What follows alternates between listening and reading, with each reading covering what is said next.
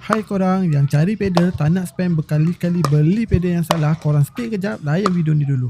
Okey korang, pedal yang aku tengah guna ni adalah Juxiao Ultra 3rd Gen Foam Core. Yes, Foam Core. That's why korang dengar bunyi dia lain macam, sebab dia boleh bagi explosive pop sampai 37% lebih power. Memang rasa bola tu melantur laju tiap kali hit. Digabungkan permukaan T700 raw carbon fiber, ini yang buat spin korang menggila. Serius, spin dia boleh naik sampai 28% lebih agresif. Drop shot melekat, top spin padu. Ini yang buat opponent susah nak predict tiap kali korang return bola. Core dia pula 16mm honeycomb core, reduce vibration, kontrol jadi smooth dan sangat balance dari segi attacking dan defense. Bagi aku, pedal ni cukup lengkap dari segi material, prestasi plus bermacam pilihan warna yang korang boleh pilih. Jadi yang mana betul-betul nak improve dan naikkan level gameplay korang, Juxiao Ultra ni pedal yang takkan buat korang menyesal. Berminat tekan link di bawah. Okay, bye.